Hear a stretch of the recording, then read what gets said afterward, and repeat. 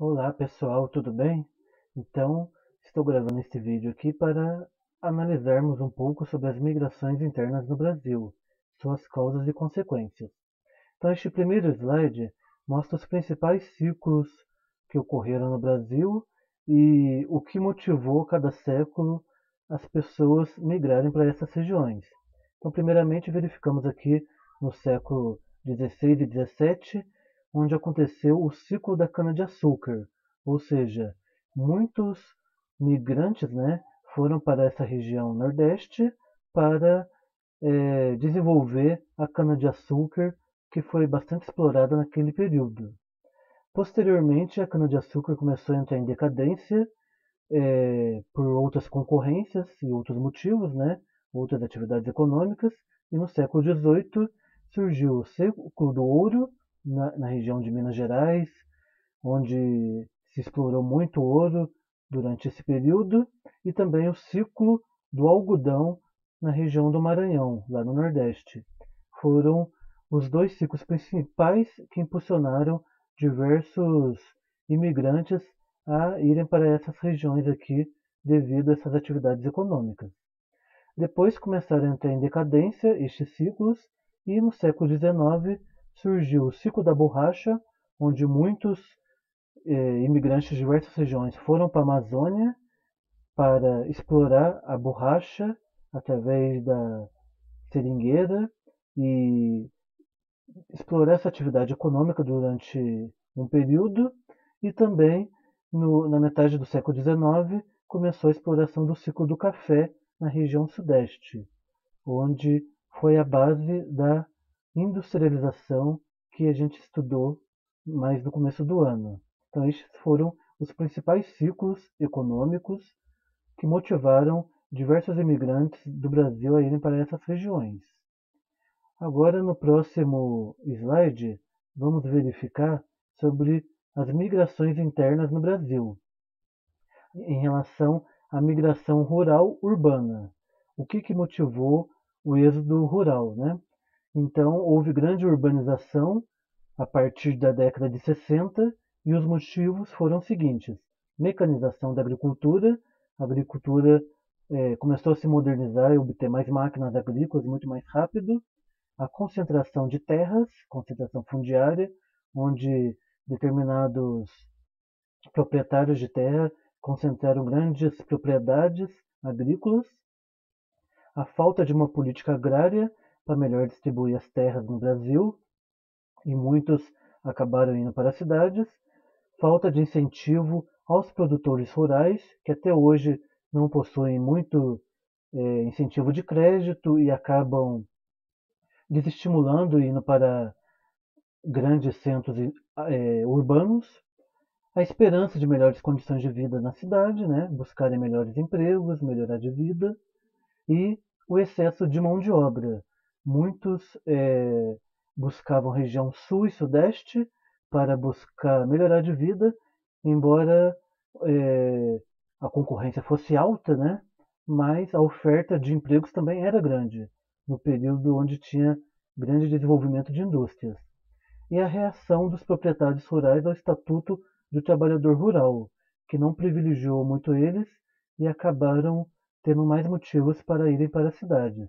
Então, esses foram os principais motivos que motivaram diversas pessoas a saírem de suas regiões agrícolas e irem para o campo, irem para a cidade, né?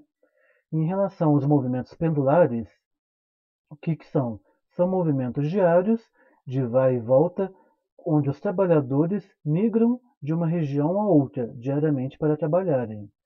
As chamadas cidades dormitório, ou seja, a pessoa vai para outra cidade, né, trabalhar, estudar, que acontecia muito isso com nós mesmos, né, que íamos para Muzambinho e voltamos no final da tarde, da noite, ou mesmo no final de semana, né? Isso são chamados movimentos pendulares, né? Que acontecem muito hoje, principalmente nas grandes cidades, onde muitos vão trabalhar e voltam para a sua cidade de origem.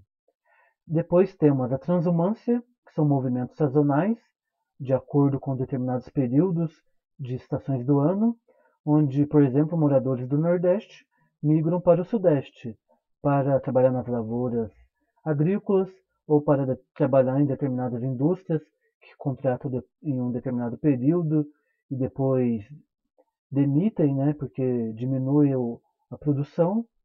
Então, são trabalhadores de grandes obras, como estradas, mineradoras, que contratam um determinado período e depois as pessoas voltam para suas regiões, trabalhar naquilo que era antes.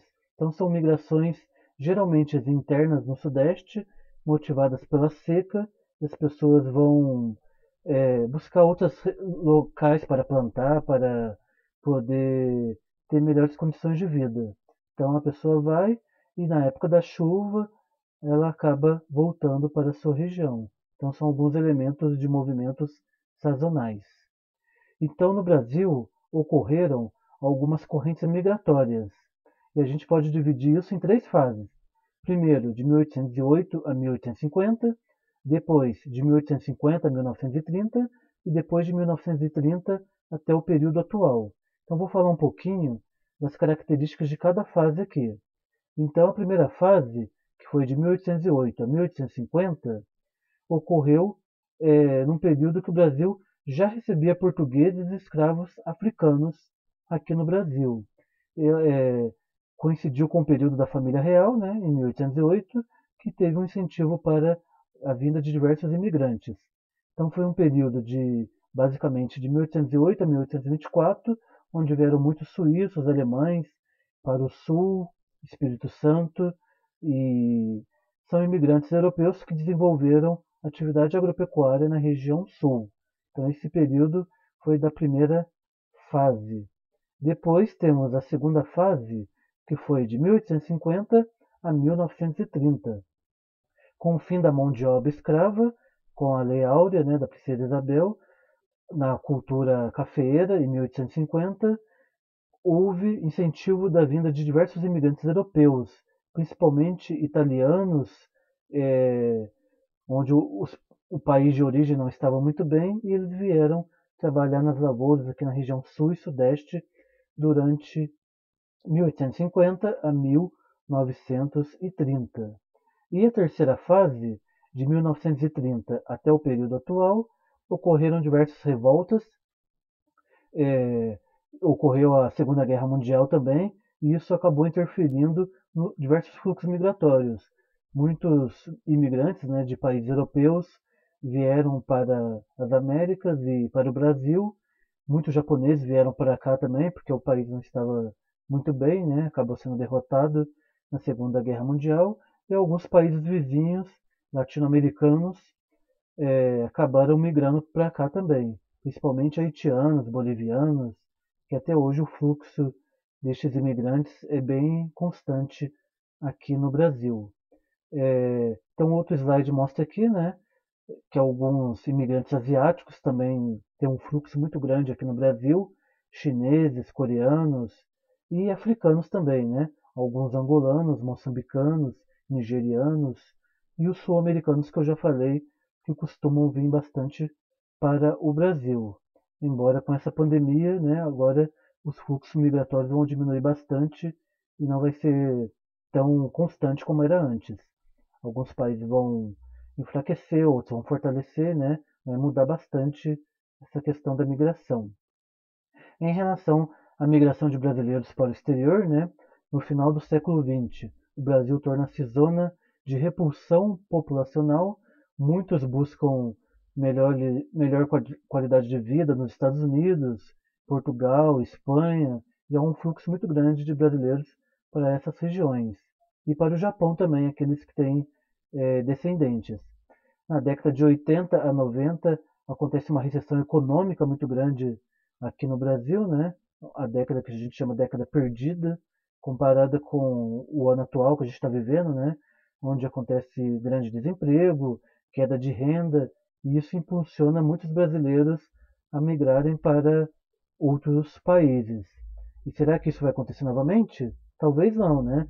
Porque eh, as leis imigratórias vão estar mais rígidas, né, do que antigamente. Não é tão fácil assim como era. Então, a década de 80 acontece muito imigrantes irem para os Estados Unidos, né, para a Europa, como eu já falei, e acontece alguns deslocamentos para países vizinhos para trabalharem na agricultura, os chamados brasiguaios. Alguns brasileiros foram para o Paraguai e outros foram para a Argentina também, né? Então aconteceu este movimento na década de 90. É, enfim, né, espero que vocês tenham entendido os principais fluxos migratórios no Brasil, tanto dentro do Brasil como brasileiros que vão para fora, né? E aqui temos um exercício que vamos ler aqui agora para poder responder. Um exercício que caiu inclusive no Enem.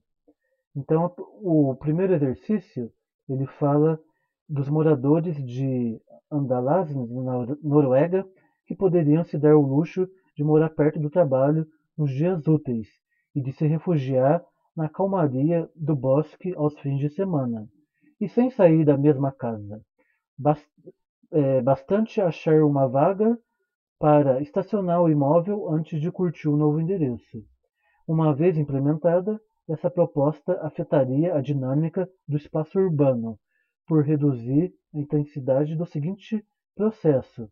Então, eles resolveram morar no próprio espaço onde trabalhavam, né? Para reduzir o estresse, o tempo de deslocamento. Então, analisando as alternativas aqui, não é êxodo rural, movimento pendular, migração de retorno, deslocamento sazonal, ocupação de áreas centrais. Então, isso está relacionado ao movimento pendular, né?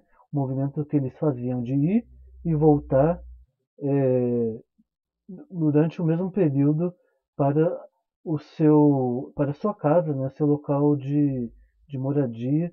Então, isso está relacionado a esse movimento de vai e volta que a gente discutiu, tá bom? Então, a resposta é a letra B. Vamos ver mais um exercício aqui é, sobre a Unicamp 2019, que diz o seguinte: o impacto sobre São Paulo dos imigrantes nordestinos que chegaram à cidade no meio do século XX foi tão grande quanto os efeitos produzidos pelos imigrantes que vieram da Europa, do Oriente Médio e da Ásia em décadas anteriores. Nos dois casos, os que dominavam a cidade incentivavam a vinda desses trabalhadores e suas famílias. Entretanto, os efeitos sociais e políticos foram sempre mais difíceis de digerir, como demonstram os casos recentes de uma prefeita da cidade e de um presidente da República, nascidos no Nordeste e objetos em São Paulo de preconceitos nada sutis, que na época falou de presidentes que eram da região Nordeste, né? Letra A. Qual a maior cidade nordestina fora do Nordeste brasileiro? Então a gente verificou já que São Paulo é a cidade que tem mais nordestinos, porque vieram muitos imigrantes dessa região do Nordeste para trabalharem lá. Porque houve um incentivo ao processo imigratório de nordestinos para São Paulo? Então este processo foi devido à região Nordeste não ter tanta incentivo de trabalho e por causa da severa seca, e São Paulo tinha maior é, oferta de empregos e eles buscavam melhor qualidade de vida nesta região. Por isso que é essa alternativa não, essa resposta, né?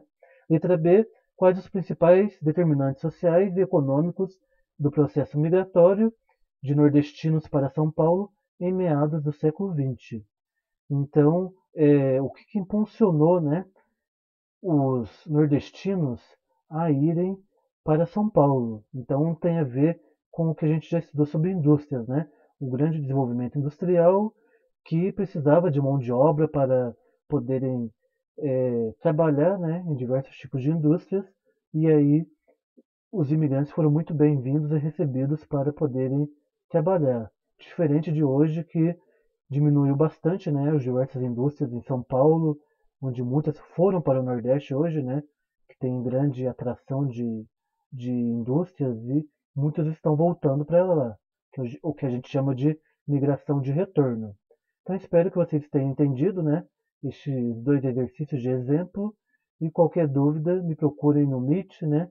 Ou em outro horário durante o dia que eu possa atender, tá bom? Obrigado.